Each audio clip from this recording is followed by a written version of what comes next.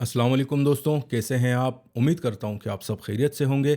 आज हम बात करेंगे बिटकॉइन और इथेरियम के बारे में, क्रिप्टो मार्केट और अभी ग्लोबल फाइनेंशियल मार्केट्स को देखेंगे कि अगर कोई अपॉर्चुनिटी मार्केट में हो तो किस प्राइस पर हम बीटीसी और इथेरियम में उसको अवेल कर सकें।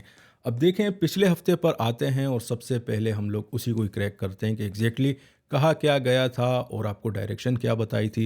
इवन मैंने तो आपसे यहाँ तक कह दिया था कि भाई सप्लाई के जो रेगुलर बेसिस पर मैं आपको लेवल देता हूँ वो बिल्कुल नहीं बैठ रहे, क्योंकि वेरिएबल नंबर्स होते हैं, जो फार्मूलाज हमारे लग रहे होते हैं पीछे एपीआई से जो भी नंबर हमारे पास आ रहे होते हैं, और जिस हिसाब से हम ग्लोबली आप ऐसा समझे न्यूज़ और आगे पीछे बहुत सारी चीज़ें होती हैं, वॉल्यूम को देखकर एक सप्लाई डिमांड आपको निकलती है। उसमें मैंने आपसे कह दिया था पिछले हफ्ते कि यार सप्लाई मार्केट में नज़र नहीं आ रही कहीं भी, और डायरेक्शन जो है वो बहुत ज़्यादा आपकी बाइंग की तरफ स्ट्रॉन्ग है। और काफ़ी अच्छा एक सिनेरियो मैंने आपसे कहा था कि फिर भी अगर आपकी मार्केट में शॉर्ट करने का दिल करे तो 28,000 की क्लोजिंग अगर उसके नीचे आती है तो फिर आप मार्केट में क्लोजिंग अपना शॉर्ट सेलिंग कर सकते हैं। अगर नहीं आती तो फिर कोशिश कीजिएगा कि 29,000 के ऊपर की क्लोजिंग पर आप बाइंग करें, और तकरीबन 30-31,000 तो आपको काफ़ी आराम से मिल जाएंगे। ठीक है। अब ये सारा सिनेरियो आप ऐसा समझें कि बड़ा ज़बरदस्त टाइप का प्ले आउट हुआ था। और देखें, अब आपको सारी चीज़ें जो हैं ये चार्ट्स पर नज़र नहीं आती। ठीक है, इसीलिए मैं आपसे कहता हूँ कि अगर आप सिर्फ चार्टिंग सीख लेते हैं और उसके बाद आपको ये लगता है कि यार हम लोग काफ़ी ज़्यादा चीज़ें सीख चुके हैं या अभी आप मार्केट को सही तरीके से ट्रैक कर सकते हैं, तो दोस्तों इस तरह नहीं होता।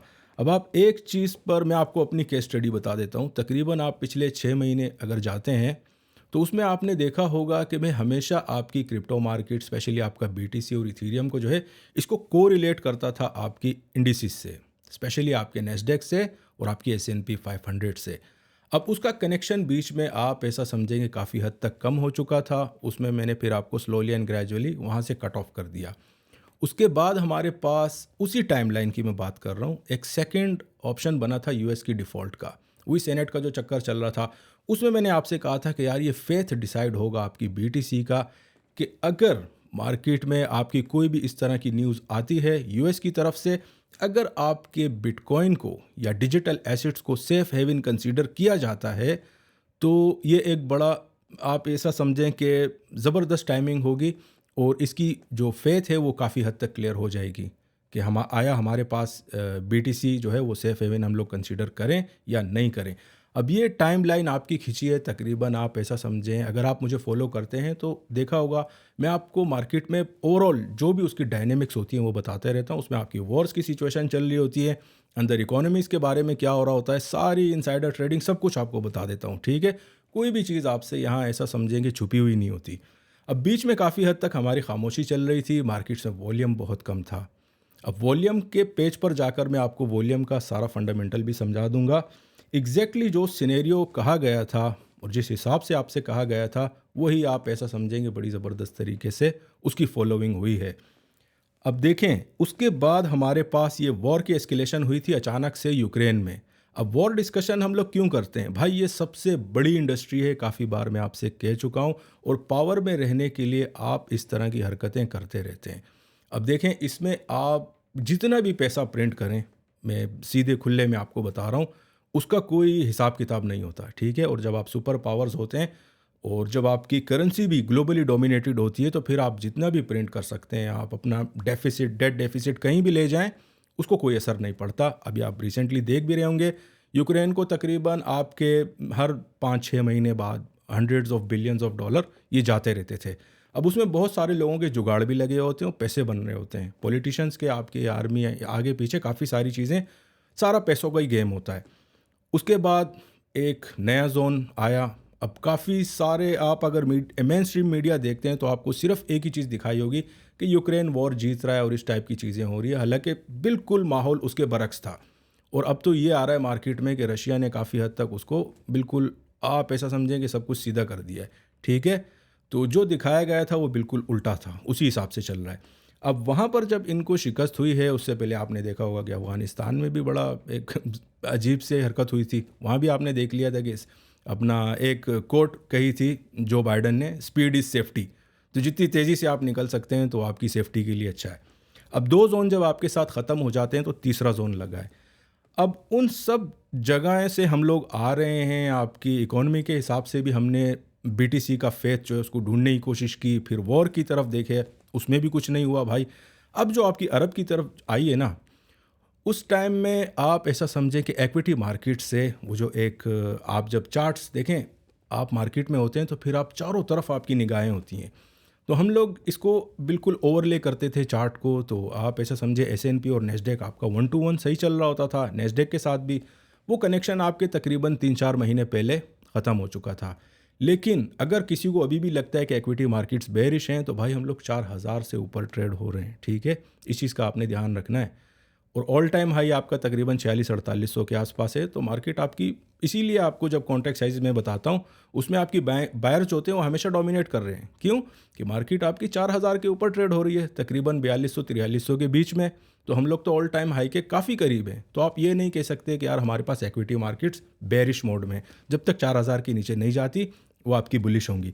अब देखें, ये गाज़ा की जो वार हुई थी आपकी इसराइल और पैलेस्टाइन में, इसमें एक बड़ा ज़बरदस्त इवेंट हुआ है और वो आज मैं आपके साथ शेयर करना चाहता हूँ। ये हमारी केस स्टडी है और इस पूरी टाइमलाइन पे आप ऐसा समझेंगे बड़ा सोच समझ के काम हुआ था। और जब भी मैं अपनी वीडियो बनाता हूँ, ये ऐसा समझें कोई भी स्क्रिप्टेड चीज़ नहीं होती, बिल्कुल डायरेक्टली आपके सामने बैठकर जो जो दिमाग में आ रहा होता है, जिस हिसाब से कहानियाँ चला रही होती हैं, उसी हिसाब से जो चीज़ें प्ले आउट हो रही होती हैं वही मैं आपको बता देता हूँ। अब जब ये वॉर की सिचुएशन बनी तो सबसे पहले मैंने आपसे कह दिया था कि भाई गोल्ड शूट हुआ है, उसके बाद ऑयल शूट हुआ है, और वेपन इंडस्ट्री से जितने भी आपके स्टॉक्स थे, नाम तक मैंने आपको डिस्कॉर्ड पर शेयर कर दिए थे, उनमें इनसाइडर ट्रेडिंग हुई थी बड़ी भारी आपके डेमोक्रेट्स की तरफ से। रिपब्लिकन्स के भी ऑर्डर लगे हुए थे। यहाँ तक मैंने आपको सारी चीज़ें समझा दी थी और तकरीबन ये पिछले सिर्फ 2-2.5 हफ्ते के बीच में सारा काम मैंने आपके ये जो है इसको बिल्कुल साफ़ कर दिया था। अब देखें आप, एक चीज़ जो बड़ी ज़बरदस्त हुई है मार्केट में कि अनसर्टेनिटी क्रिएट हुई है। अनसर्टेनिटी जब भी आपकी मार्केट में वॉर की सिचुएशन में क्रिएट होती है तो सबसे पहले आपका गोल्ड, ऑयल और जितने भी आपके जो हॉट एसिड्स होते हैं, जिन्हें सेफ हेवन कंसीडर किया जाता है, वो सबसे पहले शूट होते हैं। आपने देखा गैप अप ओपन हुई थी आपकी गोल्ड की मार्केट तकरीबन $35। इसी तरह $4 या $3.5 ऊपर आपके ऑयल जो है ये खुला था। और जिन जिन स्टॉक्स में वेपन इंडस्ट्री से रिलेटेड स्टॉक्स थे उनमें भी मैक्सिमम आपके प्रॉफिट हुए थे। पर इस टाइम जो सबसे ज़्यादा एक अजीब काम हुआ है वो आप ऐसा समझेंगे बीटीसी ने भी अनसर्टेनिटी में ऊपर की तरफ जंप किया है। अब आप लोग ये भी कह रहे होंगे कि यार ये तो ETF का मसला चल रहा है। बिल्कुल है, मैं इससे आपको मना नहीं कर रहा, लेकिन आप लोग टाइमलाइन को देखें। इस ही जब हमारे पास ये सिचुएशन बनती है तो अभी ETF का जो है ये हॉट क्यों हुआ? ये सारी चीज़ें बाय डिज़ाइन होती हैं, ठीक है। तो आप जो है तकरीबन जब भी देखते हैं तो आप ओवरऑल माहौल को देखते हैं कि यार माहौल क्या है। अब पिछले वीक मेरे पास सप्लाई थी, लेकिन मैंने आपको बताई नहीं थी क्योंकि मार्केट के साथ वो आप ऐसा समझे कि को एग्जिस्ट नहीं कर रही थी, इसीलिए मेरे पास थी। आप ऐसा नहीं कह सकते हैं कि बिल्कुल सप्लाई थी नहीं, मार्केट में काफ़ी अच्छी थी। और मैंने आपसे ये भी कहा था, एक बार तो ये भी कह दिया था कि यार 29,000 के आसपास खेलो, जब तक उसके ऊपर क्लोजिंग नहीं आती छोटा मोटा पैसा बनाते रहेंगे। और काफ़ी अच्छे लोगों का ट्रेड भी लगा था, लेकिन मैंने आपको नंबर नहीं बताए थे। उसके पीछे रीज़न थी वो यही थी भाई कि हमारे पास जो आपके फंडामेंटल्स हैं वो बहुत ज़्यादा स्ट्रॉन्ग थे। और जब एक फंडामेंटल्स का जो फैक्टर होता है ये आपके टेक्निकल्स को फिर जब बहुत ज़्यादा हावी हो जाता है तो ये फिर आपके टेक्निकल्स को ऐसा समझेंगे बिल्कुल वहाँ पर आपके काम नहीं करते हैं। यही वो रीज़न थी कि मैंने आपको सप्लाई नहीं कही थी और मैंने आपसे कह दिया था कि यार मार्केट हमारे पास बड़ी स्ट्रॉन्ग है। उसके पीछे जो रीज़न थी वो मैंने आपको समझा दी जो दोस्त। इसीलिए मैं आपसे कहता हूँ कि भाई अगर आप बिना स्किप किए वीडियो देखते हैं तो ये एक समझने के लिए बहुत ज़बरदस्त आपकी केस स्टडी है। और उन दोस्तों से गुजारिश है जो मार्केट में ट्रेड कर रहे हैं, जो लोगों को सिखा रहे हैं या आप लोगों को बताते हैं कि किस हिसाब से आपने मार्केट को जज करना है। तो अब देखें, चार्टिंग से आपको निकलना पड़ता है। जब आप रियल लाइफ में होते हैं, रियल लाइफ में आप ट्रेडर होते हैं, आपके पास एक अच्छा खासा एक्सपीरियंस होता है, तो फिर आप सिर्फ चार्ट्स को नहीं देखते, ओवरऑल आपकी ग्लोबल डायनेमिक्स जो होती हैं, कौन सी चीज़ को किसके साथ आपने कोरिलेट करना है, ये सबसे ज़्यादा ज़रूरी होता है। तो सप्लाई हमारे पास थी लेकिन मैंने आपको बताया नहीं था। उसके पीछे रीज़न मैंने आपको बता दिया कि फंडामेंटल बहुत ज़्यादा हमारे पास स्ट्रॉन्ग थे। और इस दफ़ा जो सबसे ज़बरदस्त काम हुआ कि BTC ने अनसर्टेनिटी में शूट किया है। उसके अभी ETF भी है मार्केट में, लेकिन टाइमलाइन आप देखें, ये सारी चीज़ें एक साथ हो रही हैं। आज से 3 महीने पहले ETF का क्यों नहीं हो रहा था भाई? उन्होंने तो कब से अप्लाई किया है। आज से 1 महीना पहले क्यों नहीं हुआ? 7 तारीख के दिन आपकी जंग छिड़ी है उसके बाद आप देख लें ETF चल रहा है, एक बार फेक न्यूज़ आई, उसके बाद अभी चीज़ों में तेज़ी आ गई है, ठीक है। तो इस तरह आपको मार्केट में आगे पीछे से कोई भी न्यूज़ डालकर जो उनका एक मूवमेंट होती है, जो उनका मोमेंटम बना हुआ होता है, काम उसी पर ही हो रहा होता है। लेकिन वो बड़ी पिक्चर होती है, वाइडर पर्सपेक्टिव होती है, आप उसको अगर वहाँ तक नहीं पहुँच पाते तो फिर आप मार्केट को सही से जज नहीं कर पाते। तो यही वो रीज़न थी दोस्तों, मैं आपको समझाना चाह रहा था, बताना चाह रहा था। और जो दोस्त मुझे फॉलो करते हैं, जो सीख रहे हैं, ये उनके लिए वीडियो बहुत, आप ऐसा समझे कि बहुत इन्फॉर्मेटिव है। और कभी भी आप ऐसा ना सोचा करें कि यार मैं आपको अगर वॉर की अपडेट दे रहा हूँ या इस टाइप का टॉपिक से हट के कोई चीज़ बता रहा हूँ तो उसका आपकी मार्केट के साथ ताल्लुक़ नहीं है। भाई जो चीज़ आपको बताई जा रही है, आपके लेवल्स, अब काफ़ी सारे दोस्त हैं, अब कुछ दोस्त ऐसे भी हैं डिस्कॉर्ड पर, एक तो उनका मुझे समझ नहीं आता कि यार आप एक ट्रेड में बार बार लिखते हैं कि यार हमने ट्रेड किया और हमारा अकाउंट जो है वो उड़ गया। यार ये किस टाइप का ट्रेड था, मुझे तो ये नहीं समझ आ रहा ना। अब आपने भाई कौन सा ट्रेड लगाया है कि एक ही ट्रेड में आपका अकाउंट गया। ये तो बिगिनर्स लेवल का एक, आप ऐसा समझेंगे फर्स्ट लेसन होता है रिस्क मैनेजमेंट का। आप कभी भी अपनी इक्विटी का 10 to 20% से एक्सीड नहीं करते, ठीक है। जैसे ही आपकी वो एक्सीड होती है आप एसएल लेके मार्केट से निकलते हैं। अब ये चीज़ें मैं आपको पहले भी कई बार बता चुका हूँ। तो इस टाइप के लोग जो होते हैं आपको, या वो ऑनलाइन होते हैं या अपने यूट्यूब पर लगे रहते हैं कि यार हमारी 2000 की मूवमेंट में या 1000 पॉइंट की मूवमेंट में हमारे तो अकाउंट वॉश हो गए। भाई किया क्या था, आप तो ट्रेडर ही नहीं हो, आप मार्केट को समझ ही नहीं पा रहे, ठीक है। इनकी मिसाल मैं आपको ऐसे दूंगा कि एक बंदे ने अगर सिर्फ ग्राउंड में गाड़ी चलाई होती है, उसको आप रोड पे ले आएँ तो वो फिर क्या होगा हम सबको पता है, ठीक है ना। तो कोशिश किया करें दोस्त कि अगर इस टाइप की कोई भी बात चल रही हो उसको आप इग्नोर किया करें। अपनी प्रॉपर रिस्क के साथ आप जो ट्रेड लगाते हैं, कभी भी आपका अकाउंट वॉश नहीं होता। कोई भी बिजनेस आप कर रहे हैं पहले आप उसको समझा करें। और ये बात मैं आपको अभी से नहीं, काफ़ी टाइम पहले से कह रहा हूँ कि भाई रिस्क मैनेजमेंट हमारा फर्स्ट चैप्टर ही यही होता है। जब आप ट्रेडिंग की लाइफस्टाइल में आते हैं, आपको पहली चीज़ यही सिखाई जाती है कि रिस्क मैनेजमेंट होती क्या है। अब इस तरह, अब लास्ट टाइम हम लोग तकरीबन, मुझे याद है कोई 28,000 के आसपास मार्केट चल रही थी, तो अचानक 2,000 की करेक्शन आई थी। सारे, आप, मैं अपने ग्रुप की बात नहीं कर रहा, बहुत सारे यूट्यूब में लोग बैठे हुए हैं, वो पता नहीं कहानियाँ सुना रहे हैं। 25,300 का लो लगा था, 24,900 का, यार हमारे अकाउंट उड़ गए, इस तरह की हरकतें हुए हैं। ये सब फजूल होता है दोस्तों। आपसे गुजारिश ये है कि अगर आप ट्रेडिंग कर रहे हैं, आपने अगर फर्स्ट चैप्टर ही नहीं पढ़ा तो फिर आप आगे कैसे जाएंगे। सारी चीज़ तो रिस्क मैनेजमेंट की है। अगर रिस्क मैनेजमेंट आप प्रॉपरली नहीं कर रहे तो फिर आपसे गुजारिश ये, भाई आप छोड़ दें, ट्रेडिंग ना करें, ठीक है। नहीं, उस चीज़ को आप फॉलो अप करें, क्योंकि आपने पहला बेसिक जो चैप्टर है वो ही नहीं सीखा। तो आप दोस्तों से ये गुजारिश है कि जो भी आपको इस चीज़ में बताई जाती हैं इस चैनल पर, मैं आपको अक्सर वॉर की और इस टाइप की जितनी भी इकोनॉमी से रिलेटेड आपको जो भी अपडेट्स देता हूँ, उसका आप ऐसा समझें कि डायरेक्ट कनेक्शन आपकी मार्केट के साथ ही होता है। तो उम्मीद है दोस्तों आपको ये सारा सिनेरियो, जो एक टाइम लाइन, एक पर्सनल केस स्टडी मैंने आपके सामने रखी है, ठीक है, इसको अगर आप सही से, मैं बता रहा हूँ फिर से आपको, जो दोस्त वाकई में मार्केट को सीखना चाह रहे हैं, तो एक वीडियो मैंने डाली थी तकरीबन कोई 5-6 महीने पहले गोल्ड से रिलेटेड। उसमें मैंने आपको बताया था कि कौन सा एसेट ऐसा है जो वैल्यूएबल है और हॉट एसेट है, टेंजिबल एसेट है। उसके बारे में मैंने आपसे यही कहा था कि सबसे टॉप पर हमारे पास गोल्ड आता है। इस बार हमें जो मार्केट में चीज़ें नज़र आई हैं वो क्रिप्टो मार्केट के लिए आप ऐसा समझेंगे बहुत बेहतरीन थी। और हमारी क्रिप्टो मार्केट ने अनसर्टेनिटी में स्पेशली आपकी बीटीसी और इथेरियम बेस्ट परफॉर्मर रहे हैं भाई, आपके गोल्ड से भी ज़्यादा और आपके ऐसा समझें कि ऑयल से भी ज़्यादा। बहुत, आप ऐसा समझें कि ये एक बहुत अच्छी बात है कि हमारा फेथ बिल्ट हो रहा है आपकी क्रिप्टो मार्केट पर। इसीलिए दोस्तों मैं आपसे कहता हूँ कि हमेशा वीडियो को बिना स्किप करके देखा करें, तो पूरी टाइमलाइन आपको समझ आ जाएगी। अब पिछली वीडियो मैंने आपसे यहाँ तक कहा था कि यार फिर भी अगर आपको शौक बड़ा चढ़ रहा है शॉर्ट सेलिंग का, तो आप फिर ऊपर कर सकते हैं। वरना जो प्रॉपर एक स्ट्रेटजी मैंने आपको बताई थी वो यही थी कि 28,000 के नीचे अगर क्लोजिंग आ जाए, एक क्लोजिंग तो आ जाए, तब आप शॉर्ट सेलिंग करें। वरना डायरेक्शन मार्केट में बाइंग है, बाइंग पर ही बैठें। 31,000 का आपको मैंने टारगेट, 30-31,000 का टारगेट भी दिया था, वो बनाकर साइड पे बंदा बैठ जाता है। तो ये सारी चीज़ें तो हो गई दोस्तों। अभी हम बढ़ते हैं, मैं आपको वॉल्यूम का चक्कर समझा देता हूँ। काफ़ी सारे दोस्त ये समझ रहे हैं कि यार जब वॉल्यूम इंक्रीज़ होता है तो मार्केट ऊपर जाती है, ठीक है, इस तरह नहीं होता। तो चलते हैं वॉल्यूम के पेज पर। इंट्रो हमारा यहीं पर ही ख़त्म हुआ। वॉल्यूम को समझेंगे, आज कुछ बेसिक चीज़ें भी समझा दूंगा ताकि आगे से ये कंप्लेन ना आए कि यार हमारे अकाउंट वॉश हो गए, एक ही ट्रेड में गए। ठीक है, तो ये चीज़ें भी समझते हैं, उसके बाद मैं आपको ले चलूँगा इंशाल्लाह चार्टिंग की तरफ।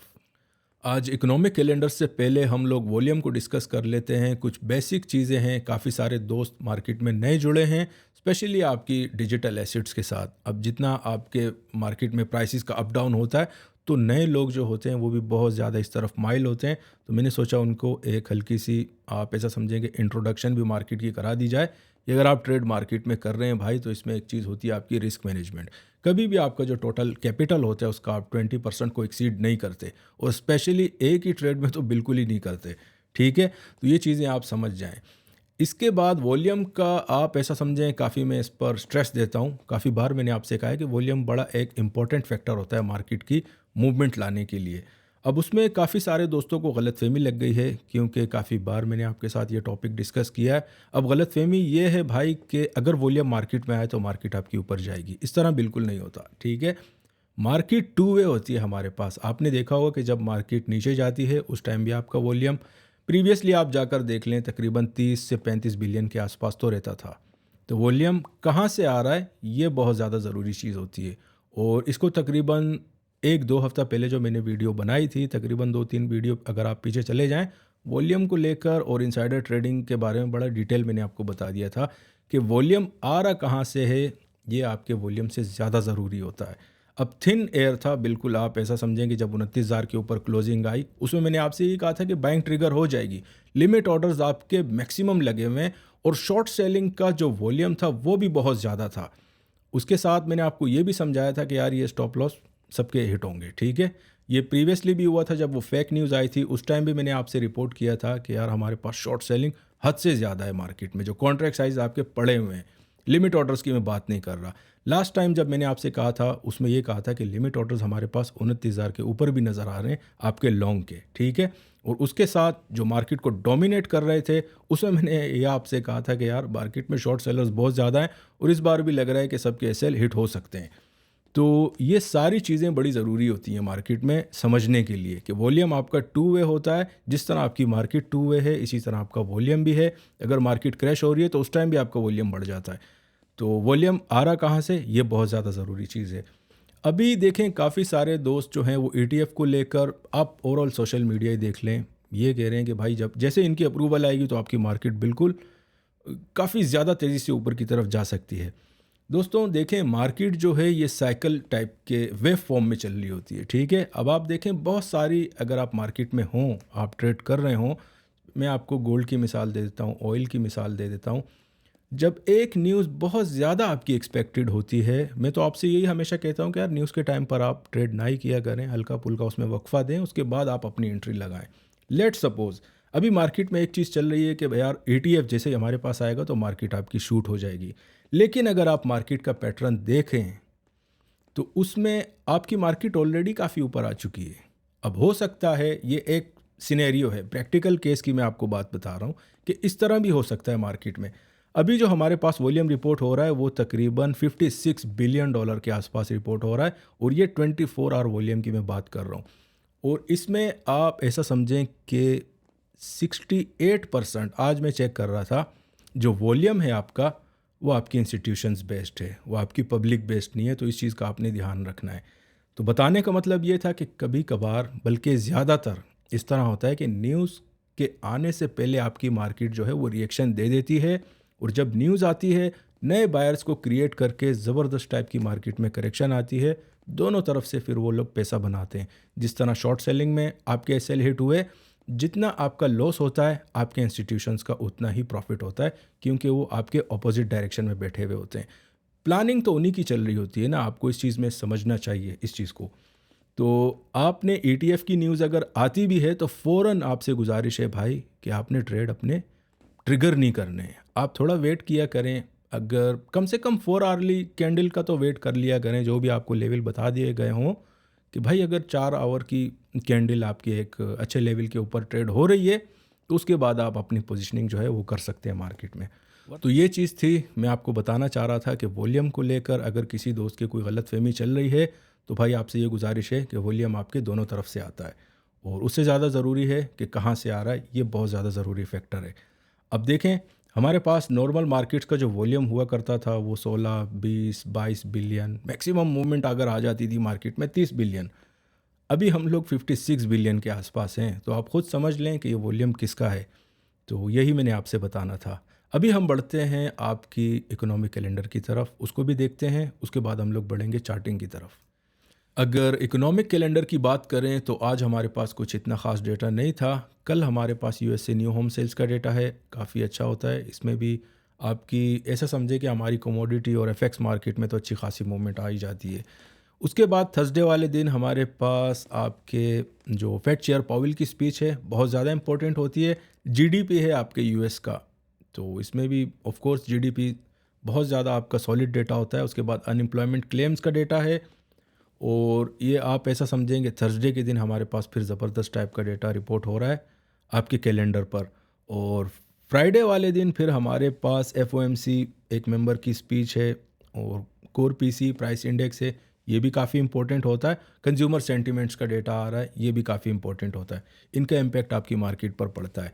तो इकोनॉमिक कैलेंडर भी हो गया दोस्तों। आपको डेटा सेंटर में हल्का सा दिखा देता हूँ कि किस हिसाब से आपका इंटरेस्ट बिल्ड हुआ है, वो देख लेते हैं। उसके बाद हम लोग बढ़ेंगे चार्टिंग की तरफ। डेटा सेंटर में दोस्तों आप ऐसा समझें कि बड़ी ज़बरदस्त टाइप की चीज़ें रिपोर्ट हुई हैं, और इसको समझें आप, ठीक है। अब जो भी आपको मैं कहानियाँ सुना रहा होता हूँ ना वॉर की लेकर, और इस तरह इकॉनमी की आगे पीछे, इसका किस तरह का इम्पैक्ट आपकी मार्केट्स पर पड़ता है, अगर आप इस विंडो में अभी तक मेरे साथ हैं तो भाई आपको ये सारी चीज़ें और भी आसानी से समझ आ जाएंगी।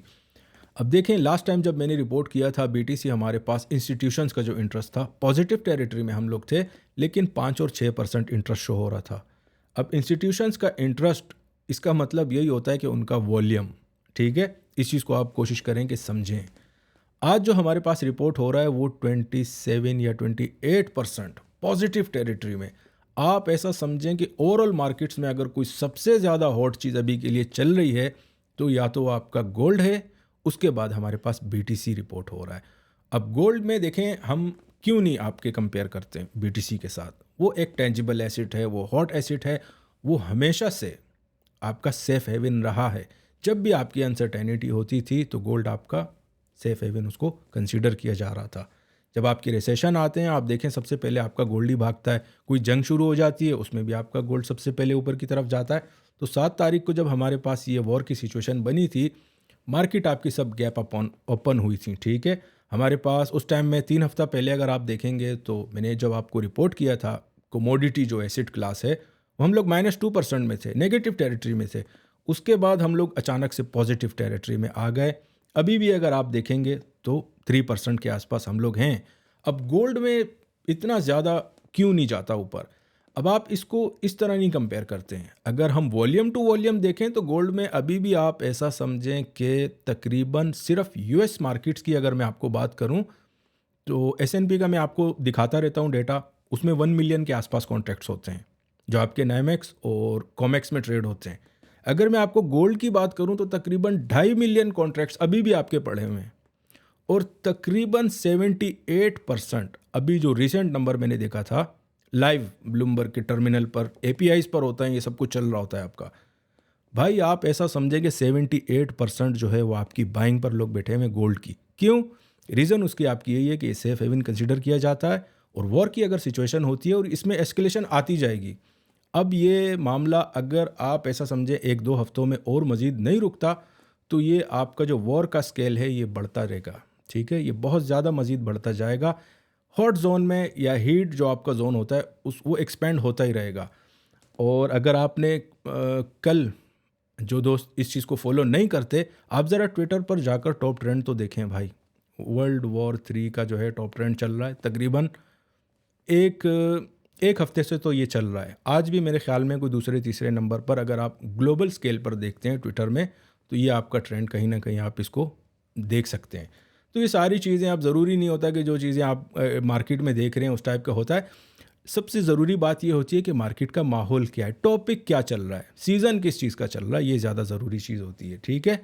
तो आप यहाँ पर देख सकते हैं कि इंस्टीट्यूशंस का इंटरेस्ट अभी हमारे पास ऑलमोस्ट आपकी 27-28% जो है वो मार्केट में शो हो रहा है, और ये सारा पैसा आपकी इंस्टीट्यूशंस बेस्ड हैं। और ब्लैक रॉक की मैं आपको एक और भी बात बता दूं दोस्तों, ये जब मार्केट में किसी भी इंस्टीट्यूशंस में या किसी एसेट क्लास में ट्रेड करते हैं, उसमें मैनिपुलेशन आपकी 100% बढ़ जाती है फिर, ठीक है। जहां आप आसान ट्रेड्स कर रहे थे अभी तक क्रिप्टो मार्केट में, बहुत सारे लोग ये भी कह रहे हैं कि यार अच्छा है वॉल्यूम आ जाएगा। एक बात मैं आपको और भी बता दूं इसके साथ कि मार्केट में अब मैनिपुलेशन भी, अगर इनका ETF अप्रूव हो जाता है, जो कि होना है, तो फिर आपकी मार्केट वैसे ही ट्रेड नहीं होगी जिस तरह आप पहले मार्केट को ट्रेड कर रहे थे। अब आपके टारगेट्स भी बड़े होंगे, आपके स्टॉप लॉसेस भी काफ़ी बढ़ जाएंगे, क्योंकि BTC की जो मूवमेंट होती है उसे आपने रिसेंट डेज में देख लिया होगा कि किस हिसाब से आपकी मार्केट मूव होती है।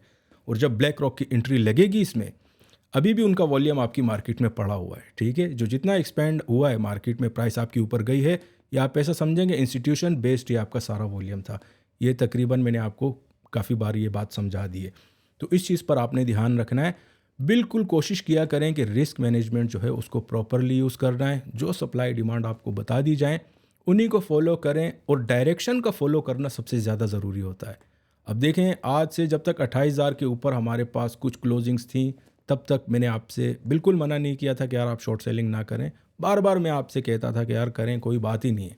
क्यों? कि आपका माहौल उस टाइप का नहीं था। अभी आप देखेंगे कि हमारे पास ये सिचुएशन भी बन रही है, वॉर भी चल रही है, ETF भी आ रहा है, और आपके BTC को सबसे ज़्यादा जो ज़रूरी चीज़ है उसको सेफ हेवन हल्का पुल्का अभी कंसीडर किया जा रहा है मार्केट में।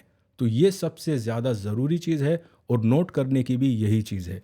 तो यहाँ तक उम्मीद है दोस्तों आपको काफ़ी सारी चीज़ें मैंने बता दी, और ये भी उम्मीद करता हूँ कि आप लोगों को समझ भी आ चुकी होंगी। अभी हम लोग बढ़ते हैं चार्टिंग के सेक्शन पर। हमेशा की तरह हम लोग स्टार्ट करेंगे बिटकॉइन के चार्ट से। और जब चार्टिंग की बात आती है तो एक दो चीज़ें मैंने नई नोटिस की हैं, जो काफ़ी सारे दोस्त हैं उन्हें समझ में नहीं आती, जो आपसे कहा जाता है, ठीक है। अब उसके पीछे रीज़न ये है, आप ऐसा समझेंगे पिछले हफ्ते में एक यूट्यूब में चीज़ होती है एनालिटिक्स करके, वो देख रहा था, तो उसमें काफ़ी सारी चीज़ें जब आप टाइमलाइन अपनी देखते हैं ना, तो उसमें नज़र आ रहा था कि जब मैक्सिमम मेरी वीडियो ज़्यादातर आप ऐसा समझें कि 12 से 15 मिनट की होती है, कभी कभार बढ़ जाती है। जब चीज़ें आपकी ज़्यादा समझानी होती हैं तो फिर ऑफ कोर्स भाई उसमें टाइम भी ज़्यादा लगता है। इस टाइप की वीडियो आपकी ऐसा समझे जो आज बन रही है वो कमी आती है, वरना तो 10 से 15 मिनट के बीच में आप जो है मैं आपको सारी अपडेट दे देता हूँ मार्केट की। अब उसमें एक चीज़ मैं नोटिस कर रहा था कि तकरीबन चार्टिंग के सेक्शन से जहाँ से स्टार्ट होता है ना, ज़्यादातर लोग उसी को आकर सुनते हैं। तो जब आप इस तरह की चीज़ें करेंगे भाई, तो फिर आपको मार्केट का डायनेमिक क्या चल रहा है, क्या हिसाब किताब चल रहा है, वो कैसे समझ आएगा। अब आपको ये लग रहा होगा कि यार ये बंदा हमें कहता है कि बिना स्किप करके वीडियो देखो तो इसमें इसका कोई फ़ायदा होगा। भाई आपकी इत्तला के लिए अर्ज़ है, ये यूट्यूब आप ऐसा समझें कि अभी तक मैंने इससे $1 भी नहीं कमाए, ठीक है। और ना ही मेरा चैनल आपका मोनेटाइज है, बस चल रहा है तो हम चला रहे हैं इसको, ठीक है। इस टाइप की चीज़ है। बिना स्किप करके मैं आपको इसलिए कहता हूँ कि अगर आपको ओवरऑल मार्केट की अपडेट क्लियर हो तो फिर आप अपना डिसीजन जो है वो आसानी से ले सकते हैं। इसीलिए मैं आपसे कहता हूँ कि charting is not everything. Charting आपका सब कुछ नहीं होता।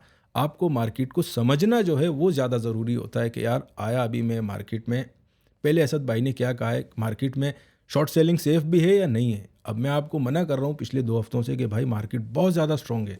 अब मार्केट में ऐसा तो नहीं है ना कि आपको सिर्फ शॉर्ट सेलिंग ही देखना है, आप मार्केट में बाइंग भी देखो। कितनी बार हम लोगों ने मार्केट में बाइंग की है, तकरीबन 17,500 से मैं आपको बाइंग ही करवा रहा हूँ। उस टाइम मैंने आपको 28,000 के टारगेट दिए थे, वो मीट हुए। अब 28,000 का एक ऐसा नंबर था या 30,000 का कि इसका ब्रेक होना और इसके ऊपर कुछ टाइम ड्यूरेशन तक इसके ऊपर ट्रेड होना ये बड़ा ज़रूरी था। हमारी मार्केट ओवरऑल अभी बहुत ज़्यादा बुलिश है। अभी तक आप ऐसा समझे मार्केट में कोई भी बेयरिश सिग्नल जो है ट्रेंड का, जो बड़ा ट्रेंड है, वो जनरेट ही नहीं हुआ है। तो इसीलिए मैंने आपसे कहा था, और रीज़न यही है बताने की कि भाई आप पूरी वीडियो अगर देखते हैं तो फिर आपको सारा कंटेंट समझ में आ जाता है। आते हैं अभी अपने टॉपिक पर। करंट प्राइस हमारे पास चल रही है तकरीबन 33,700 के आसपास। क्रिटिकल लेवल आपका ब्रेक हुआ है आज, ठीक है। और वो क्रिटिकल लेवल था हमारे पास 32,000 और 32,500 का एरिया। आप ऐसा समझेंगे 31,500 से लेकर 32,500 ये पूरा एरिया बड़ा क्रिटिकल है। और इससे भी ज़्यादा एक मज़ीद क्रिटिकल लेवल और आना है, वो है आपका तकरीबन 37-38 हज़ार की जो टेरिटरी है ना, ये वाली। अगर इसके ऊपर आपकी मार्केट चली जाती है और कुछ स्टेबल लेती है एक हफ्ते तक, तो फिर तो हम लोग आप ऐसा समझेंगे सुपर बुलिश ट्रेंड में चले जाएंगे।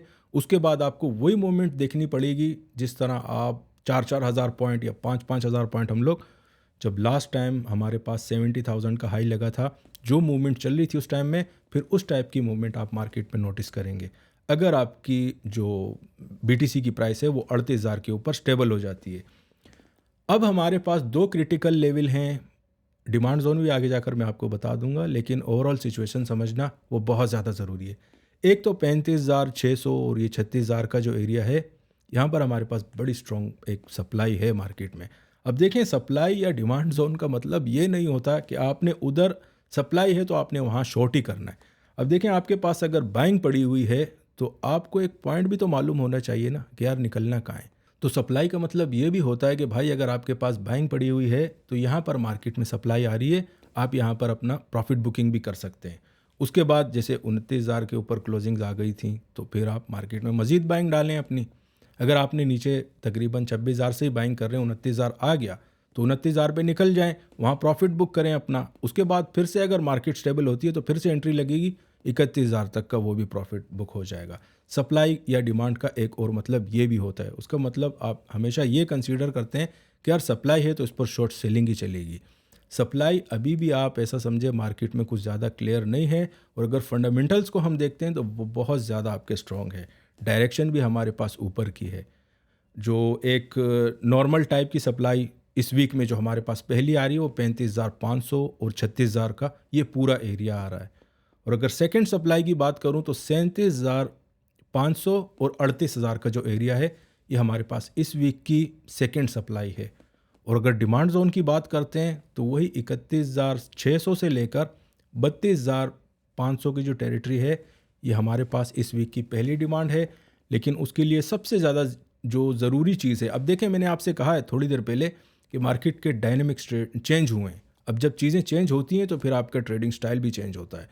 तो अगर अभी आप ट्रेड लगाएंगे तो आपके लिए बहुत ज़्यादा ज़रूरी है कि अगर आप लेट सपोज 32,000 के आसपास अपनी बाइंग डालते हैं तो उसके लिए सबसे ज़्यादा ज़रूरी चीज़ जो है कि भाई आपकी मार्केट कम से कम 1 या 2 दिन उस प्राइस के ऊपर स्टेबिलिटी दिखाए, तो फिर वो लेवल आपका स्ट्रॉन्ग हो जाता है। आपको याद होगा पिछली वीडियो में मैंने आपसे एक चीज़ कही थी कि यार 28,000 के ऊपर हमारी मार्केट जो है वो 3 दिन मुसलसल उसके नीचे उसने क्लोजिंग नहीं दी, तो इसका मतलब है मार्केट बड़ी बुलिश है। शॉर्ट सेलिंग से मना कर दिया था मैंने आपको, ठीक है।